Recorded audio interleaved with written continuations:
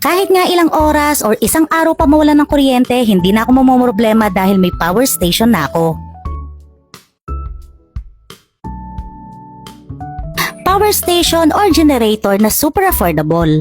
May kasamang solar panel, portable kaya pwedeng dalhin kahit saan. Dati nga sa mga probinsya lang madalas mawalan ng kuryente. Pero ngayon kahit na nasa city ka na, andalas pa rin mawalan ng kuryente. Kaya naghanap talaga ako ng power station na to dahil may toddler ako, hindi na ako nagdalawang isip na bilhin to. Pagka-receive ko, meron pa siyang battery na 78% kaya perfect, masusubukan ko na. Medyo mabigat lang siya ng konti pero at least alam mo na good quality. At ang aesthetic pa. Meron na nga siyang digital display kaya malalaman mo kung ilan pa yung battery niya. Dito sa USB port, sinubukan ko i-charge yung cellphone ko and boom, charging nga.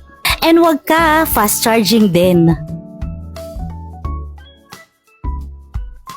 At pinaka-importante sa lahat kapag walang kuryente, itong electric fan. Kasi sino ba namang gustong mainitan, 'di ba? Lalo na kung may toddler ka. Kinakabahan nga ako nung una kasi baka hindi niya kayanin pero ayun, amazed na amazed talaga ako. At alam nyo ba, kung electric fan lang yung isasaksak nyo dito sa power station, kayang-kaya niya tong paganahin hanggang 13 hours. At kung magsasaksak naman kayo ng multiple devices, dahil isa lang yung socket niya, pwede nyo siyang gamitan ng extension. Yes, pwedeng gamitan ng extension para mas madami kang masasaksak, pero wag lang lalagpas sa 200 watts. So pwede nyong isaksak dito yung TV, electric fan, laptop, cellphone, ilaw, at yung internet router. Kaya kahit na walang kuryente, may internet ka pa din. Nakasaksak na nga itong malaking electric fan at ito, i-charge ko naman itong mini electric fan ko. 78,000 mAh ang battery ng power station na to.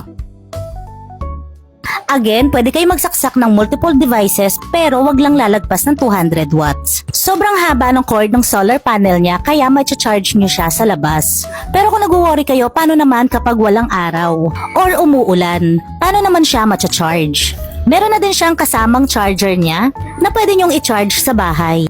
Pero ngayon, susubukan ko siyang i-charge gamit yung solar panel niya. Medyo alanganin lang ako kasi makulimlim yung panahon ngayon. Sinubukan ko nga munang baliktarin itong solar panel niya and i-on ko kung magcha-charge ba, and kita nyo naman hindi siya nagcha-charge. Dito sa may bintana namin, tagus naman ang araw kaya dito ko na lang siya ilalagay.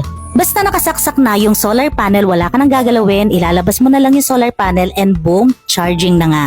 Sobrang makakatipid pa kayo sa kuryente kapag ganito yung ginawa nyo. Or kahit naman hindi brown out, kung gusto nyo makatipid ng kuryente, eto na lang yung gamitin nyo pang charge everyday. Dito na din kayo magsaksak ng electric fan na gagamitin nyo everyday. Basta ba may araw at charging siya using solar panel. Kung sino man nakaimbento nito, naku po, thank you. Magiging komportable pa rin kami, meron o wala mang kuryente. Sobrang sulit. Kung ako sa'yo, i-check out mo na yan. Nandyan lang yan sa yellow basket. Hindi masasayang yung pera mo. Kaya naman, ilalagay ko na lang yung link dyan sa yellow basket.